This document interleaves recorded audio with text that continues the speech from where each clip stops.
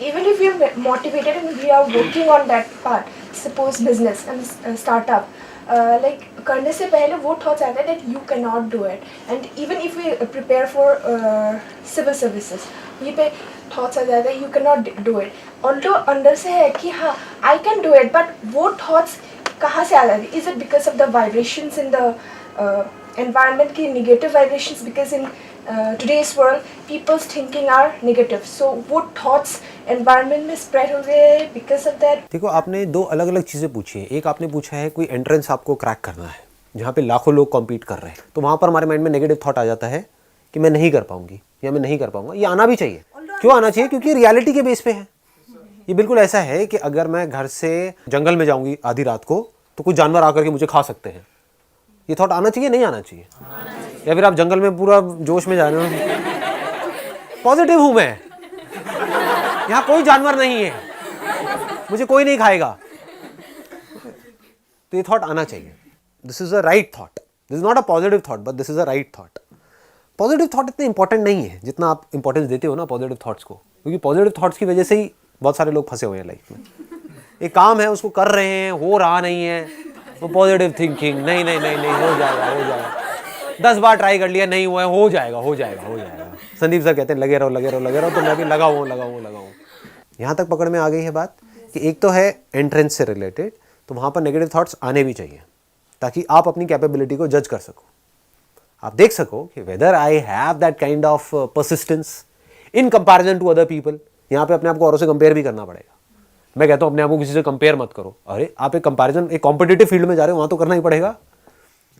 आप आ करके मेरे से पंजा लगा रहे हो और आपने स्टेक पे क्या लगा दिया है कि जो जीता आपका घर मेरा हुआ या मेरा घर आपका हुआ। यही तो स्टेक पे है। एंट्रेंस आप क्रैक करने के लिए जा रहे हो, लाखों रुपए लग रहे हैं, लाखों रुपए है आपकी जेब में, तो आपको लोन उठाना पड़ रहा है। इसका मतलब आपका घर लग गया ना दाव पे। तो आप अपना घर दाव पे लगा रहे हो किस बेस पे कि मुझे लगता है मैं क्रैक कर लूंगा। मैं आपको डिमोटिवेट नहीं कर रहा हूं, मैं आपको ये कह रहा हूं कि अपनी स्ट्रेंथ को एनालाइज करना चाहिए किसी से भी लड़ने से पहले। यू नीड टू अंडरस्टैंड कि क्या रिस्क है वहां पर, क्या इसके अलावा भी कोई और ऑप्शन है। मान लो यहाँ पर इस सब पूरी तैयारी में, ये सब में मान लो इतने साल जाने वाले हैं और इतने 5 लाख रुपए लगने वाले हैं, क्या ऐसा भी कोई ऑप्शन है कि 50,000 रुपए में या 5,000 रुपए में या 500 रुपए में बिना किसी रिस्क के क्या मैं कुछ ऐसा कर सकता हूँ जो वहाँ से लाख गुना बड़ा हो? कि वो एंट्रेंस क्रैक करके जो लोग वहाँ जाने वाले हैं, वहाँ से निकल करके आने वाले हैं, वो लोग मेरी कंपनी में काम करें। क्या ऐसा कुछ हो सकता है?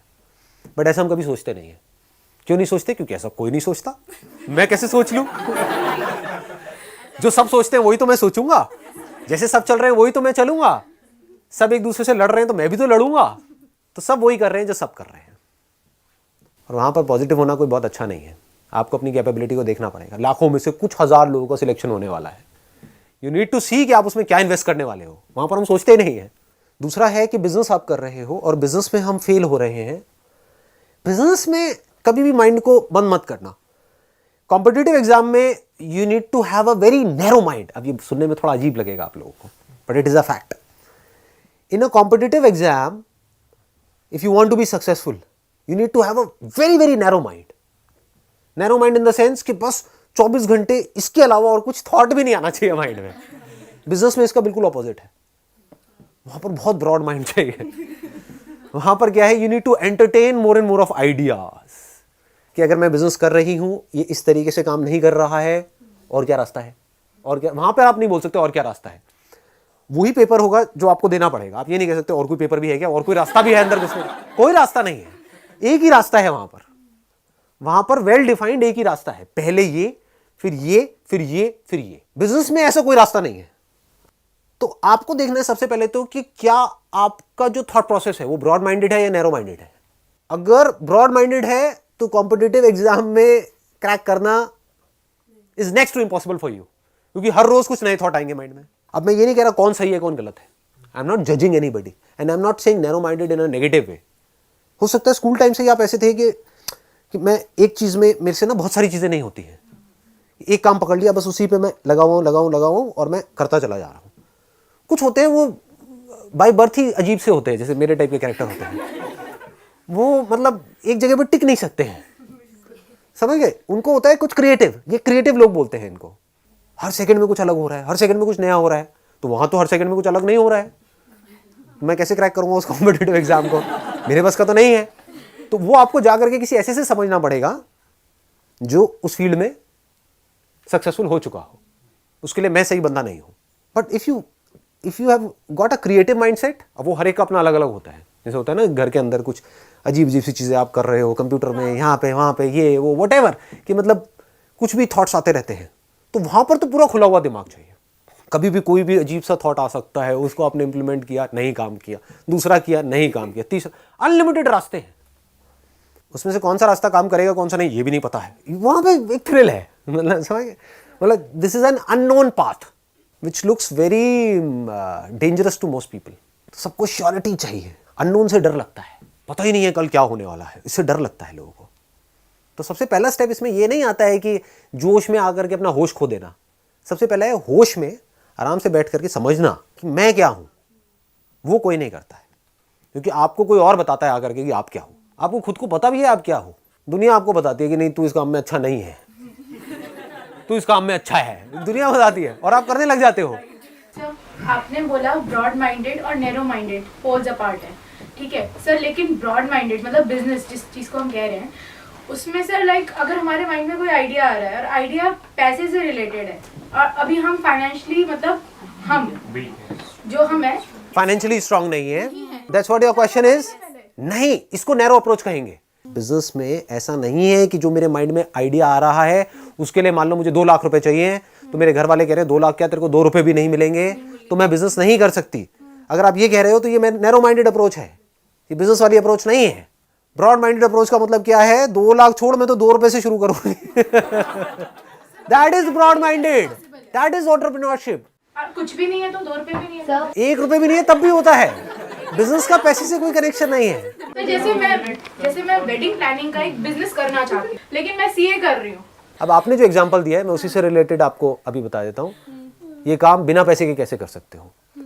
आप 100-200 रुपए अपने किसी फ्रेंड से ले सकते हो। अगर फेल हो गया प्लान तो उसे भी तो वापस करने पड़ेंगे, वो कहाँ से लाऊंगी। 100-200 रुपए भी नहीं, अरे 100 रुपए दो यार।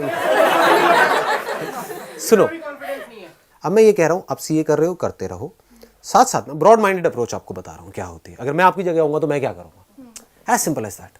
वेडिंग प्लानिंग में मेरे को आइडिया आ रहा है और अंदर से आ रहा है, पहले तो मैं ये देखूंगा कि क्या एक्चुअल में आ रहा है या मैं बस वैसे ही कोई मैंने बैंड बाजा बारात देखी और ये देखा तो मैं वैसे ही एक्साइटेड हो रही हूँ कि हाँ मैं भी कर लेती हूँ, नहीं भी किया तो कोई फर्क नहीं पड़ता है। वेडिंग प्लानिंग में क्या होता है, रोज कुछ नया करना होता है, क्रिएटिव होता है, प्लस बहुत ज़्यादा उसके अंदर स्ट्रेस होता है। मतलब कि और मुझे मज़ा ही स्ट्रेस में आता है, मज़ा ही वहाँ पर आता है जहाँ पर प्रेशर बहुत ज़्यादा हो। That's why I want to do it. तो आपको ये क्लियर हो गया कि मुझे ये करना है। अब सवाल आता है कैसे करोगे और फ्री में कैसे करोगे। 100-200 रुपए के अंदर आपके छपे विजिटिंग कार्ड, आप बन गए wedding planner. As simple as that. आपके विजिटिंग कार्ड बन गए, फाउंडर एंड सीईओ व्हाटएवर जो भी आपकी कंपनी का नाम है, ठीक है, आपका एक बन गया विजिटिंग कार्ड, बन गया, उसमें आपका नाम आ गया। आपने क्या किया, जो वेडिंग प्लानिंग कंपनीज हैं उनसे जाकर के टाइप किया। आता हुआ बिजनेस किसको बुरा लगता है। 100 रुपए आपके लगे विजिटिंग कार्ड के अंदर, बाकी के बचे 100 रुपए, ठीक है, 200 रुपए में काम शुरू हो रहा है। आपने क्या किया, गूगल एडवर्ड्स के ऊपर अपना एक अकाउंट क्रिएट किया। वहां पर कोई भी अगर सर्च करता है वेडिंग प्लानर तो वहां पर आपकी ऐड आएगी। जब ऐड दिखती है तो उसके पैसे नहीं लगते हैं, तो वहां पर जब ऐड दिखेगी तो आपने अपना मोबाइल नंबर दे दिया, तो उन्होंने अगर आपको देख करके ऐड कॉल कर दिया तो फ्री में आपके पास में एक लीड आ गई। बट अगर उन्होंने क्लिक किया तो 10 रुपए लगे या 5 रुपए लगे मान लो। उसमें भी वर्ड्स होते हैं, हम कैसे चूज करते हैं। तो आपने ऐसे वर्ड्स चूज किए जो सस्ते हैं, वो थोड़े लंबे वर्ड्स होते हैं, ठीक है, जिसमें कंपटीशन कम होता है। ऐसे वर्ड्स होते हैं जो सस्ते होते हैं, तो आपने वो सस्ते वर्ड चूज करे कि अगर किसी ने सर्च किया मान लो वेडिंग प्लानर्स इन, ज्यादातर हो सकता है जो बड़े वेडिंग प्लानर्स होंगे वो सिलेक्ट करेंगे वर्ड वेडिंग प्लानर्स इन गुड़गांव, वेडिंग प्लानर्स इन दिल्ली। आपने क्या सिलेक्ट किया, आपने एरिया सिलेक्ट कर दिया, क्योंकि कोई ये भी तो सर्च कर सकता है ना वेडिंग प्लानर इन मान लो दिलशाद गार्डन, तो वो कोई कीवर्ड किसी ने नहीं पकड़ा होगा, तो उसमें कंपटीशन कम होगा। तो वो आपको कितने का मिल गया, 5 रुपए का मिल गया। तो वहां से अगर 20 क्लिक हुए तो 20 क्लिक होने का मतलब क्या है, कम से कम 200 लोगों ने आपकी ऐड देखी। उस 20 क्लिक में से मान लो आपके पास में एक भी कॉल आई, आपके पास में विजिटिंग कार्ड्स हैं या 2 कॉल्स भी आपके पास में आई, तो आपका काम शुरू हो चुका है। पीछे से आपने किसी और से टाइप किया हुआ है कि अगर ये काम मिल गया तो करोगे आप, नाम होगा हमारा, उसमें इतना % हमारा होगा, इतना आपका होगा। अगर आपको मीटिंग के लिए जाना है तो जिससे आपने टाइप किया उनको आप साथ ले जा सकते हो।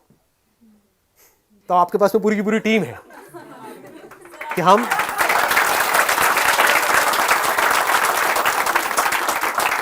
क्लियर हो रहा है? ऐसे शुरू करते हैं काम को।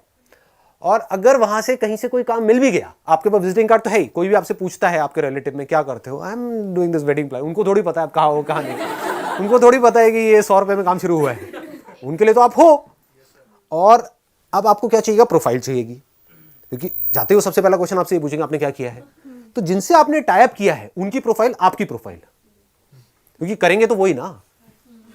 तो आप दिखा सकते हो, देखो ये वेडिंग हमने मैनेज करी है। समझ गए?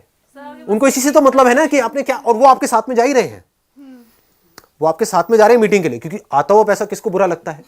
उनको भी आपने बोला है कि मैं कुछ बहुत बड़े लेवल पे करने वाली हूं। उनको थोड़ी पता आप 100 रुपए में कर रहे हैं। उनको बोलना है कि मेरा बहुत बड़ा सर्कल है। अब हल्के फुल्के जो झूठ होते हैं ना, these are called harmless lies.